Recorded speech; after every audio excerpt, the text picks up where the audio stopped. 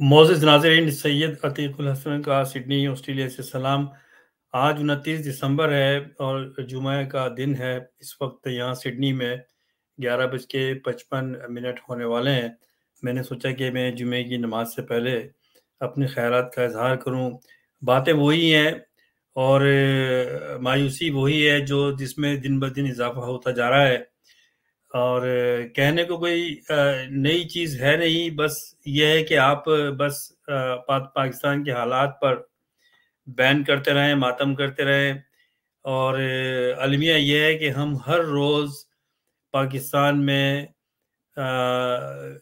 लुटेरों और बदमाशों की जो हुक्मरानी है, उसके उसकी कार्रवाइयाँ देखते रहते हैं और रोते रहते हैं। यहाँ हज़ारों किलोमीटर दूर बैठ के हम ऑस्ट्रेलिया में और जो पाकिस्तानी दुनिया के मुख्तलिफ़ मुल्कों में हैं, वो पाकिस्तान के मुस्तक़बिल से बिल्कुल मायूस हो चुके हैं, मुझ समेत। और मैं कोई पाकिस्तान में अब इनकलाब या तब्दीली नहीं देखता। और उसकी वजह क्या है, वो आप मैं कई दफ़ा और मेरे ऐसे लोग कई दफ़ा अपने आर्टिकल्स में और ये वीलॉग का सिलसिला शुरू हो गया, इसमें आपके सामने कैमरे के मैं बात भी करता रहा हूँ, बातें वही हैं, लेकिन इसमें ये अपनी आखिरी हद तक जा रहा है। और हमें अब नज़र आने लगा है और अब अवाम को भी नज़र आने लगा होगा कि अब बलूचिस्तान पाकिस्तान से अलग होने जा रहा है। और ये इसके ज़िम्मेदार पाकिस्तान की अवाम नहीं है, लेकिन अगर पाकिस्तान की अवाम को देखा जाए तो आप उनको ज़िम्मेदार भी कह सकते हैं, क्योंकि वो इस सारे जो मामलात हो रहे हैं, जो साना होने जा रहा है और जो चल रहा है, उस पे ख़ामोश हैं। वो कुछ कर भी नहीं सकते क्योंकि जाबिरों और बदमाशों और लुटेरों की हुकूमत है। और सबसे बड़ी बात ये है कि जिस कौम में अपनी ही फ़ौज के या या मुल्क को तहफ़्फ़ुज़ फ़राहम करने वालों के कारनामों से लोग मायूस हो जाएँ और उनसे मोहब्बत नफ़रत में तब्दील हो जाए उनकी हरकतों की वजह से, वो कौम कैसे सर्वाइव कर सकता है? और फिर जो जाबिर हुक्मरान हैं, जो आमिर हैं, उनका एक टोला है, जिसके साथ में मुल्क के बदमाश लुटेरे मुल्क की दौलत लूटने वाले हैं। और सबने एक प्लान बनाया हुआ है कि उन्होंने पाकिस्तान को ख़त्म करना है। तो उस मुल्क के बारे में क्या कहा जा सकता है कि जहाँ पर ऐसे हालात पैदा कर दिए जाएँ, मैं इसलिए कह रहा हूँ कि ये पैदा किए गए हैं कि उसकी आवाम जो है वो अ, इनसिक्योर महसूस करे अपने आप को, किसी वाक़यात पर थाने में जाते हुए घबराए, क्योंकि थाने में जाते हैं तो पुलिस वाले उनके साथ मज़ीद उनके साथ ज़्यादती करते हैं। औरतों के साथ कोई हादसा हो जाए तो जवान लड़कियों के साथ तो माँ-बाप खामोशी से घर में बैठ जाते हैं, क्योंकि उनको पता है कि वो अगर थाने में गए तो उनकी औरतों के साथ मज़ीद ज़्यादती की जाएगी। ये चीज़ें हम रोज़ाना देख रहे हैं, इस पे मैं क्या बात करूँ, आप लोग देखते ही हैं।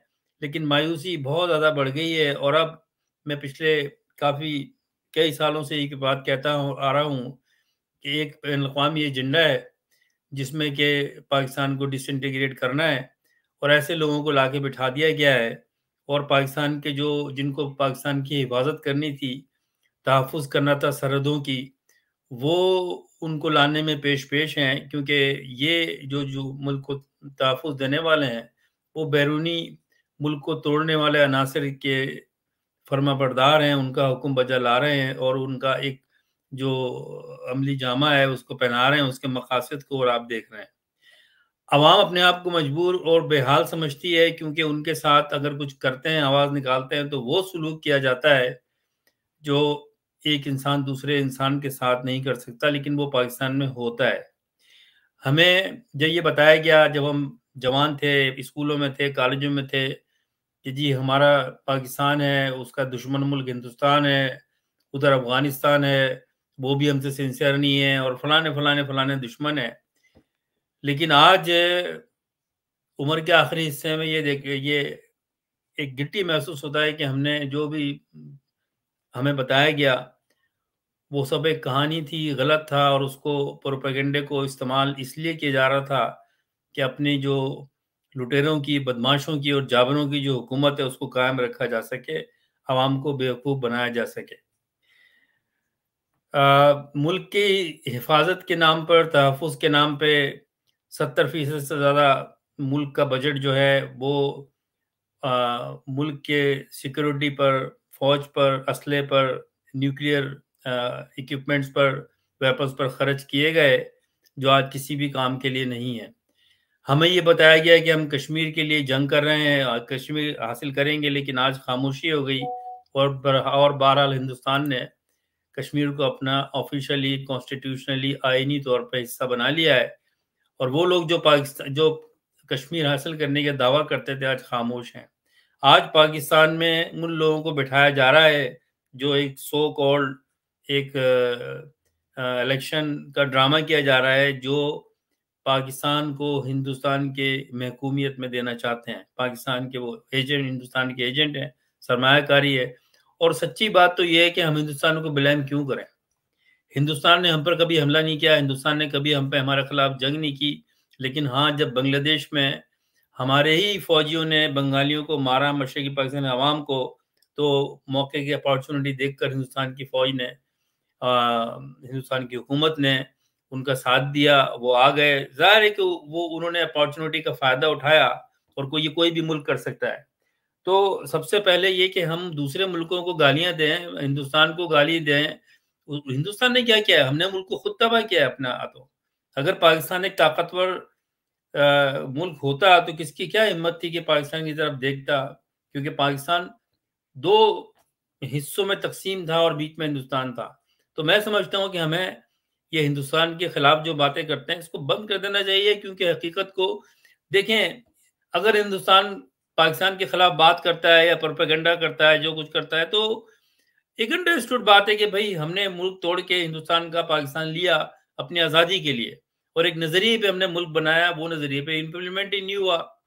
तो हिंदुस्तान तो बर्दाश्त उसने ना किया है और ना करेगा और उसको अपॉर्चुनिटी दी जिन लोगों ने इस मुल्क पे कब्जा कर रखा है 70 साल से कि वो खुल के पाकिस्तान के खिलाफ कार्रवाई करें, चाहे वो मशरक़ी पाकिस्तान में की और हिंदुस्तान ने बेहतरीन रोल प्ले किया और आज जो मैं अभी देख रहा था कि रात को जनाब एक कोर कमांडर्स की मीटिंग हुई और पाकिस्तान के जो चीफ हैं उन्होंने कहा कि जी पाकिस्तान के दुश्मन हैं या पाकिस्तान के खिलाफ कार्रवाइयां उनसे वो कर रहे हैं, उनके खिलाफ ताकत से निपटा जाएगा। ये ताकत से 75 साल से निपट रहे हैं और ये ताकत सारी की सारी पाकिस्तान के अवाम पर दिखाते हैं और उसका नतीजा ये हुआ कि ये जो ताकत से निपट रहे थे, इन्होंने 10 लाख बंगाली तो मारे, लेकिन फिर 93,000 फौजियों के साथ एक जनरल ने हथियार डाले हिंदुस्तान के सामने। कभी उसकी बात करते हैं ये? और अभी भी ये आगे ज़लालत और उठाएँगे। पाकिस्तान के साथ जो होगा वो होगा और पाकिस्तान के अवाम के साथ जो होगा जिसमें ये उसके ज़िम्मेदार हैं। लेकिन इनको कोई शर्म और हया नहीं है। ये सिर्फ़ बैठ के अपने बंद कमरों में बातें कर सकते हैं, लेकिन दुनिया में क्या इज़्ज़त है?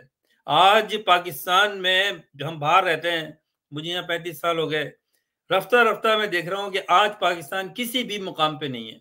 जब मैं आया था आज से 35 साल पहले, पाकिस्तान का नाम लेते थे तो बड़े फ़ख्र से लोग हमसे मिलते थे, बात करते थे कि Pakistan is a wonderful country, powerful country. आज कोई पाकिस्तान की किसी गिनती में ही नहीं लाता। पाकिस्तान के दोस्त ममालिक भी किसी गिनती में नहीं लाते क्योंकि पाकिस्तान तो खत्म हो गया है। फाइनेंशियली तबाह कर दिया, सिक्योरिटी पाकिस्तान की तबाह हो गई। पाकिस्तान की जो बॉर्डर है वो बिल्कुल वहाँ पर हर तरह के जराइम हो रहे हैं, वहाँ से लोग आ रहे हैं, एंटी पाकिस्तान एलिमेंट आ रहे हैं, फौज बेबस है। केपीके में, बलूचिस्तान में जो हालात हैं, बलूचिस्तान में कोई फौजी अपनी खुली जीप में झंडा लगा के जा नहीं सकता। पाकिस्तान की आवाम जा नहीं सकती। वहाँ के ये हालात हैं। तो ये किसने क्रिएट किए हैं? किसने क्रिएट किए हैं ये? और आज यही वजह है पाकिस्तान की डेमोग्राफिक जो है देखें, हकीकत ये है कि पिछले 70 साल में पाकिस्तान की अवामी जो डेमोग्राफिक है वो चेंज हो गई है। मैंने पिछले कायद-ए-आज़म के डे के ऊपर जो ये बात की थी कि पाकिस्तान जिन्होंने बनाया वो तो खत्म हो गए, जो नजरिया लेकर आए थे वो और नस्ल चली गई। उस नस्ल ने जो नस्ल पैदा की पाकिस्तान में, जिसमें मैं शामिल हूँ, हमें उल्टी पट्टी हमें गलत इंफॉर्मेशन दे के एक ऐसी बातें की गई कि हम जिनको मुहाफिज समझ रहे थे वही हमारे लुटेरे निकले। आज हमने जब पढ़ा लिखा स्टडी की, मीडिया के फील्ड में आए और हमने जाके ये रिसर्च की और देखा बात करने के लिए लोगों से, तो मैं पता कि सब फ्रॉड किया गया हमारे साथ। किसने फ्रॉड किया है? जिनको हम समझते थे कि ये मुहाफिज हैं। आज अगर ये बातें करते हैं तो वो कहते हैं कि जी जो भी बोलेगा हम उसको बंद कर देंगे। ताकत ताकत तो फिरौन की भी नहीं रही। मैंने अभी सोशल मीडिया पर भी लगाया था और ट्रिब्यून पे भी। मैं पिछले हफ्ते जो है फैमिली के साथ गया, मैंने जाके वहाँ पर इजिप्ट से लेकर आए थे वो रमेसेस और जो उनके गोल्डन जो सारे मुजस्सिमे थे उनकी नुमाइश देखी। तो मैं वो देखते हुए सोचता रहा कि देखें ये फिरौन की ताकत थी, बादशाहत थी मिस्र में। आज उनके मुजस्सिमे लगे हुए हैं और उस पर टिकट लेके लोग देख रहे हैं उनका तमाशा कि कहाँ गए वो, कहाँ गए वो। उनका तो चलें फिर भी लोग देखते हैं क्योंकि उसको उनको उन्होंने प्रिजर्व करके उस पे वो हिस्ट्री देखते हैं। लेकिन क्या वो हिस्ट्री किसी फखरिया अंदाज में देखी जाती है? कोई उनका बड़ा नाम है, कोई उनको याद करने वाला नहीं है। तो ये जो आज कर रहे हैं, कहते हैं कि हम ताकत से निपटेंगे, इनका वो कहते हैं ना, इनका नाम भी नहीं होगा किसी तारीख में, इनका नाम खत्म हो जाएगा। ये खत्म हो जाएंगे ये लोग जो इन्होंने किया हुआ है। फिर बदमाशी का और बेगैरती का ये हाल है कि लोगों ने देख लिया। तो हमारे बाद जो अब जनरेशन पैदा हुई है, जो अब जवान हो गई है और 70% है, उनको क्या दिया है आपने? क्या देखा है उन्होंने? सिर्फ पाकिस्तान की बर्बादी, इनसिक्योरिटी और कोई चीज उनको नहीं दिया आपने। उनको तहफुज ही नहीं है, इसलिए पाकिस्तान से जा रहे हैं। और अब इनको खौफ ये है कि वो नस्ल अब चाहती है कि वो पावर में आए और पाकिस्तान को ठीक करे। तो बजाय इसका कि उनको ला के आगे लाना चाहिए और पाकिस्तान को एक सही ट्रैक पे डालना चाहिए, ये एक ढकोसला फ्रॉड किया जा रहा है। इलेक्शन इलेक्शन इलेक्शन इलेक्शन सब बकवास है। क्या उस इलेक्शन का करना है जिसमें वही टोला वापस आएगा? और मैं तो ये भी समझ नहीं से कासिर हूं कि क्यों एक पार्टी जो सबसे ज्यादा मेजोरिटी रखती है, नौजवान उनके साथ है, उनको क्या जरूरत है इस इलेक्शन में जाने का जो फ्रॉड है? सबको पता है क्या होगा और ये मारेंगे लोगों को, क्योंकि ये पाकिस्तान के मुहाफिज नहीं है। नजर आ गया आपको? और हमें अफसोस है, इस पर रोना आता है कि हमें तो इन पे फख्र करना चाहिए था, हम करते रहे हैं हमेशा। लेकिन मजबूर किया है कि जो लोग मुहिब वतन थे आज वो मायूस हैं। और दूसरे सूबों में, बलूचिस्तान की हिस्ट्री रही है, आप जाके पढ़ें। बलूचिस्तान तो पाकिस्तान का हिस्सा ही नहीं था जब पाकिस्तान बना, और उसको फिर बहुत इसकी लंबी दास्तान है। लेकिन नट शैल में बात यह है कि उनको उनके कबायली लीडरों ने जबरदस्ती पाकिस्तान के साथ मिलाया और उसमें फौज भी पाकिस्तान की इन्वॉल्व है, अयूब खान इन्वॉल्व है। एक लंबी दास्तान है और जिस पे हम फिर बात कर सकते हैं। लेकिन आप जाके जरूर बलूचिस्तान की हिस्ट्री पढ़ें। आज वो बलूचिस्तान के नौजवान औरतें इस्लामाबाद में बैठी हुई हैं और ये उस आज भी ऐसे बयान दे रहे हैं उनको इश्तियाल में लाने के लिए। तो क्या आप समझते हैं ये पाकिस्तान में रह सकेंगे? आप तो जा नहीं सकते वहां बैठ के बयान दे रहे हैं। तो आज जो इस्लामाबाद में बैठे हुए हैं उस पर होश के नाखून लेना चाहिए कि ये क्या होने वाला है पाकिस्तान में। और आप देख ही रहे हैं, किसी भी रियासत के जो है चलाने के लिए सबसे पहली चीज, किसी भी रियासत में को मजबूती से चलाने के लिए और अवाम के जो मकासद हैं या अवाम की जो उमंगें हैं, जो ख्वाहिशात हैं, उनकी जो स्टेबिलिटी है, उनकी जो खुशहाली है, उसके लिए रियासत के 4 बेसिक सुतून होते हैं। सबसे पहले तो कानून की हुक्मरानी। कानून की हुक्मरानी होगी तो फिर अदल इंसाफ होगा, क्योंकि अदल इंसाफ में फैसले किए जाते हैं और उस फैसले पे कानून जो है, जो उसके लॉ एंड ऑर्डर को जो देखते हैं इदारा, पुलिस, फौज, वो उस पर इम्प्लीमेंट करवाती है। आज यह है कि अदालत एक फैसला देती है और उसको हवा में उड़ा देता है एक पुलिस, छोटा सा एक एसएचओ और एसडीओ कहता है जाओ दफा हो। हम मानते ही नहीं है इसको। तो अदालतें खत्म हो गई हैं और फिर अदालतों का भी यह है कि वो पॉलिटिसाइज हैं। हर सूबे का जो हाई कोर्ट है वो अपने हिसाब से फैसले दे रही है बिल्कुल टोटली पॉलिटिक्स में इन्वॉल्व हैं। पाकिस्तान का चीफ जस्टिस एक नाअहल आदमी है और वो जानबूझ के चीफ जस्टिस सुप्रीम कोर्ट का और इस्लामाबाद का वो भाग छुट्टी पे चले गए। मतलब पाकिस्तान ऐसे दोराहे पे खड़ा हुआ है कि वहां पर इंसाफ की जरूरत है लोगों को, लेकिन वो छुट्टी पे भाग गए मुंह छुपाने के लिए, क्योंकि यही फौज, आप देखें कि ये मैंने तो दुनिया में देखा, यहाँ भी देखा है, अदालतें होती हैं, केस चलाती हैं और फिर फैसला कर देती हैं। मैंने ये फैसला महफूज करते हुए नहीं देखा दुनिया के जो मौजूद अदालतें हैं। भाई किस लिए फैसला महफूज कर रहे हो आप? क्या वजह क्या है? आपने फैसला दे दिया, अब सुना दें आप, क्यों महफूज किया जाता है? उसकी सीधी सीधी वजह यह है कि भाई जब फैसला ये एक कंक्लूजन पे पहुंच जाता है, वह जो प्रोसीडिंग होती है, उसके बाद पीछे से कॉल आती है कि ये पूछते हैं कि हाँ हाँ सरकार क्या करना है हमने, फिर वो बताते हैं कि अभी ठहर जाओ, तो उसको लटका के रखते हैं फिर 8 महीने 10 महीने, और जब देखते हैं कि हाँ अब मौका है तो कहते हैं अच्छा जी अनाउंस कर दो। ये फैसला महफूज नहीं होता, ये फैसला करने का इंतजार किया जाता है ऑर्डर लेने के लिए फौजी जर्नलों से। ये महफूज है फैसला, और जब फौजी जनरल ऑर्डर देते हैं तो फिर वो ऑर्डर कर देते हैं, और जब बहुत ही इतनी बेगैरती करते हैं ये कि आवाम को फेस ना करें तो छुट्टी पे चले जाते हैं। आज पीटीआई और इमरान खान और उसकी पार्टी जो मेजोरिटी में है चारों सूबों में, वो डिमांड करे इलेक्शन कराएं। मेरा ये सवाल है कि ये इलेक्शन हो भी जाते हैं, जो नजर आ रहा है कि क्या होगा। एक इलेक्शन शफाफ हुआ था 70 में, तो मुल्क दो टुकड़े हो गया। ये तो इलेक्शन होने ही नहीं दे रहे, और अगर होंगे और किस तरह होंगे। दुनिया में सुना है आपने कभी जमहूरियत हो? जमहूरी इलेक्शन तो एक जमहूरियत का हिस्सा है, उसमें लोग अपने नुमाइंदे चुनते हैं। तो लोग जब नुमाइंदे चुनने के लिए जा रहे, अपने उनके नुमाइंदे जा रहे हैं इलेक्शन में खड़ा होने के लिए, तो उनके पेपर छीन के, उनकी पिटाई करके उनको बंद करा जा रहा है।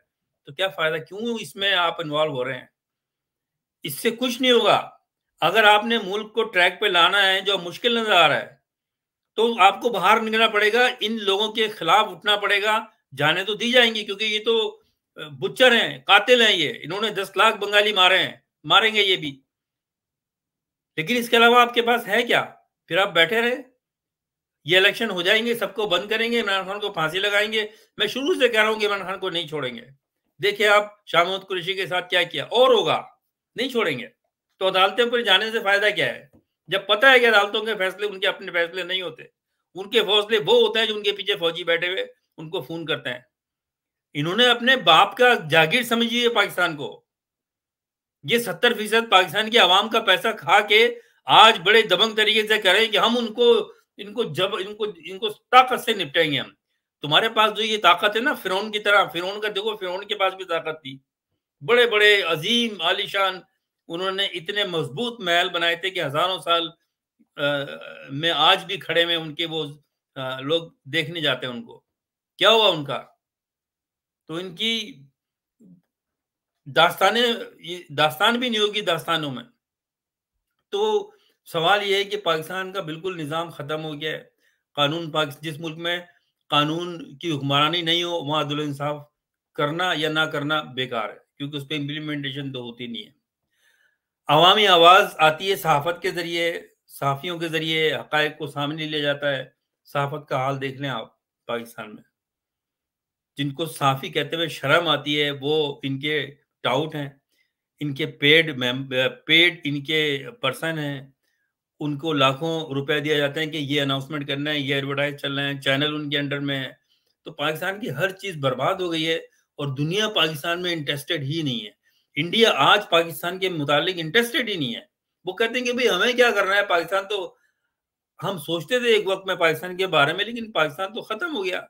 फाइनेंशियली आप डिफॉल्ट हो गए, सोशली आप करप्ट हो गए, एडमिनिस्ट्रेटिवली आप करप्ट हैं, माशरा जो है तबाह हो गया है। नौजवान पाकिस्तान से बाहर निकलना चाहता है, और क्या रह गया है? और जो बाहर निकल गए हैं हमारे जैसे लोग जो हैं, वो पाकिस्तान जाने में अब इंटरेस्टेड ही नहीं है, क्योंकि क्या करना है वहां जाके। बड़े अफसोस से हमारे भाई बहन जो वहाँ हैं, वो कहते हैं कि यहाँ आके क्या करेंगे, आप बताएं, हम खुद ही परेशान हैं। उनको आज मौका मिले तो चले जाएं।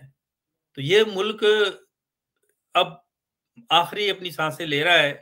बलूचिस्तान का हाल बहुत संगीन है, आप देख रहे हैं। और ये वो हशर होगा इन लोगों का, मैं बता दूंगा आपको, जो उस पर जबरी तौर पे इस मुल्क पे काबिज हैं। आज भी चाहें तो ये अवाम की बात सुन के मुल्क में हालात सही कर सकते हैं, लेकिन वो चाहते ही नहीं है, उनका एजेंडा ही नहीं है। उनका एजेंडा मुल्क को तोड़ना है, पंजाब को नवाज शरीफ के हवाले करना है, सिंध को जरदारी के हवाले करना है। ये मैं बातें आज नहीं कह रहा हूँ, सालों से कहता आ रहा हूँ। बलूचिस्तान को अमेरिकन बेस बनाना है और केपीके को अफगानिस्तान के साथ मिलके एक यूनिट बनाना है, ग्रेटर अफगानिस्तान का। ये है प्लान जिस पे अमल हो रहा है, और ये फौज वो करवाने जाएगी, करवाएगी ये फौज। ये इनको एजेंडा मिला है। ये जिनके पैसे खाए आपने, कभी जहाद के नाम पे, कभी किसी के नाम पे, तो उनकी बातें सुनी जाती हैं। Who cares about the people of Pakistan? और पाकिस्तान के लोग इतने बेचारों के, उनकी ज्यादतियों का वो आलम है कि अब लोग घर से कैसे निकलेंगे? लोगों के बच्चे हैं, बेटियां हैं, बेटे हैं, जवान बेटे हैं, जवान बेटियां हैं, वो कैसे निकलेंगे? ये तो उठा के ले जाते हैं, थानों में रेप होते हैं, उसके बाद में छोड़ देते हैं और नंगी तस्वीरें बना के कहते हैं कि जाके बताओगे तो ये तस्वीरें चला देंगे हम। सब शामिल है इसके अंदर, देख लें आप। और ये सब आपको पता है। तो अब आप ऐसी सिचुएशन में इस वक्त पाकिस्तान की आवाम है कि वो क्या करें, उनको पता है। मैं जब बात करता हूँ पाकिस्तान में, ये जो मैं वीलॉग करता हूँ, इसकी एक बड़ी वजह ये है कि मुझसे पाकिस्तान में जो मेरे दोस्त सहाफ़ी हैं, जो बेचारे काम नहीं कर सकते अब, वो क्योंकि सही बात करते हैं, वो पुराने, वो कहते हैं, वो मुझे भेजते बात करते हैं, अतीक साहब इस पे बात कीजिए, आप बोलिए आप वीलॉग क्यों नहीं कर रहे। वहां से मुझे बताते हैं कि ये है, हम तो यहाँ बात कर नहीं सकते, क्योंकि जिस दिन अगर थोड़ी सी भी बोला तो हम गायब हो जाएंगे, रूपोश रैंक कर देंगे हमें। तो आप बैठ के बात करें, तो मैं एक तरह से उनकी तर्जुमानी करता हूँ यहाँ जो बैठ के बात करता हूँ, वरना मेरा भी कोई बाखुदा कोई इंटरेस्ट नहीं है इस तरह की चीजें, ये वीलॉग वीलॉग करने का। ना तो लोग देखते हैं, लोग सोचते हैं भाई दफा करो इनको यार। कुछ लोग तो पाकिस्तान के मामले में बात ही नहीं करते, इसलिए वो ये वीलॉग वगैरह और मेरी बातें वगैरह नहीं सुनते। और कुछ लोग जो है वो अपनी मस्तियों में मस्त हैं, वो इस वजह से नहीं सोचते कि भाई हमें क्या यार, जो हो रहा है ठीक है, देखा जाएगा। तो पहले भी इन्होंने यही किया, तो बात सारी ये है।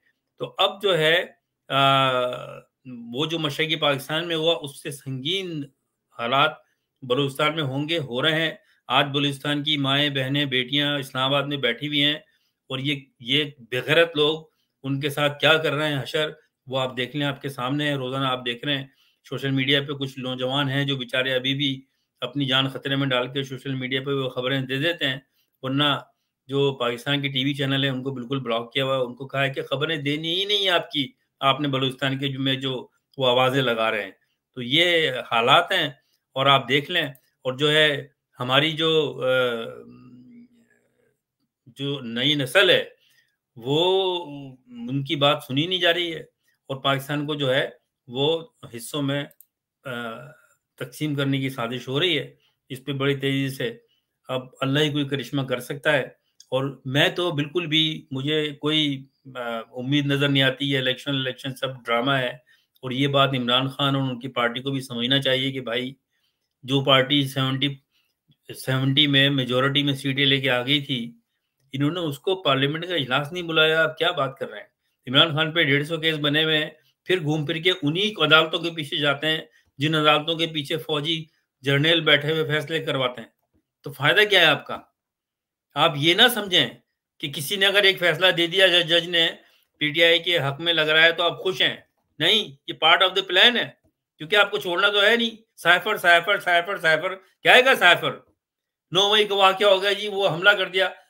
पहली बात तो यह है कि अगर फर्ज करें कि पाकिस्तान की आवाम ने या पीटीआई के लोगों ने या इमरान खान ने, जिसने भी हमला किया आपकी नो में, वो जो लाहौर में जो है जिना हाउस, उसका नाम दिया गया, हालांकि जिना साहब तो बेचारे वहाँ रहे नहीं।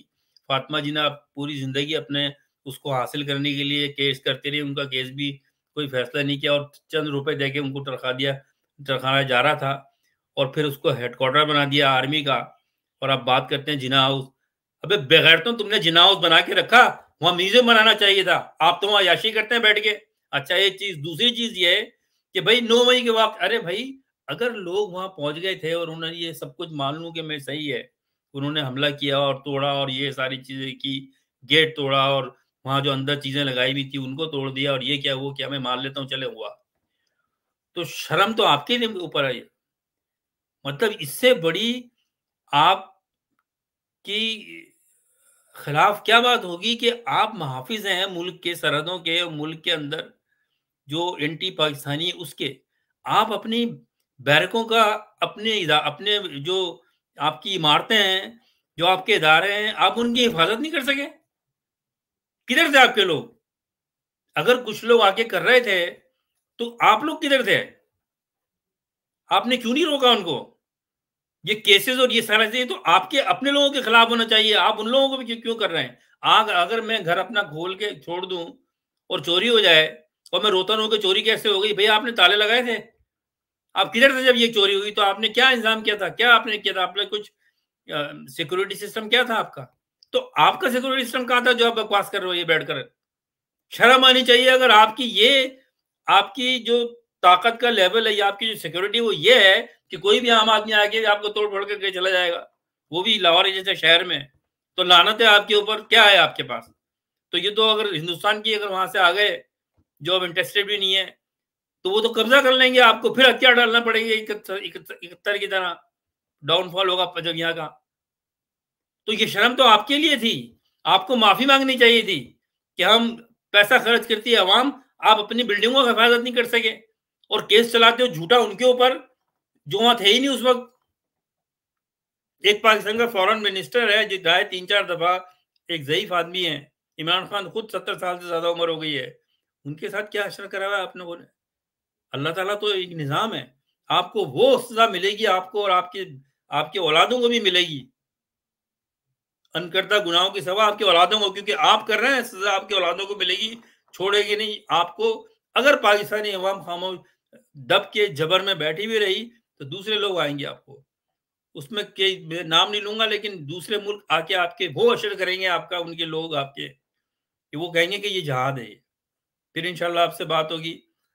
तो लुब्बे बाब ये कि हालात सही नहीं है, बस हम तो यहाँ बैठ के दुआ करते हैं, लेकिन सवाल ये है, अल्लाह ताला भी इंसाफ करने वाला है, वो हमारी दुआएं भी कबूल जब करेगा जबकि पाकिस्तान के अवाम भी चाहते होंगे ये सब करना। तो बात सारी है, अब अवाम इस खुद फंस गई है, क्योंकि जब उठ के खड़ा होना था उस पर खड़े नहीं हुए। आज उनके हाथ में हर चीज़ है, तो ये सब चीज़ें ड्रामा है, उसका कोई फायदा भी नहीं होगा। अगर फर्ज करें कि इलेक्शन हो भी जाते हैं, ये सिनारियो देख लें कि अगर पीटीआई भी जीत जाती है, तो क्या हुकूमत करने देंगे? क्या उनको असेंबली में बैठने देंगे? पहले बैठने दिया है, पहले तो असेंबली का इजलास ही नहीं बुलाया, गद्दारी का मुकदमा चलाया मुजीबुर रहमान पे और बांग्लादेश बना दिया। तो आप क्या समझ रहे हैं? अगर आप जीत भी गए, तो आपकी असेंबलियों में बैठने देंगे आपको? किस आप मुगालते में हैं? क्या सोच रहे हैं आप?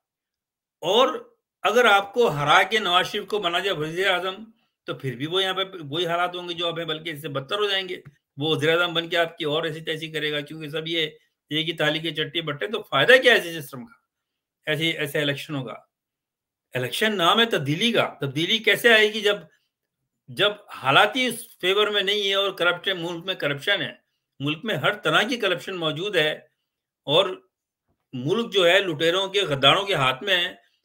तो वो अगर इलेक्शन कराएंगे तो रिजल्ट तो अपना वही लेके आएंगे। तो हम हमें कोई इस पे लोगों को जो है ना सोचना चाहिए। बहरहाल जो आम लोगों का फैसला है, पाकिस्तान में बैठे हुए हैं जो कर रहे हैं वो देखते रहे, हम तो एक तमाशा देख रहे हैं। फिर इंशाल्लाह बात होगी। अल्लाह हाफिज।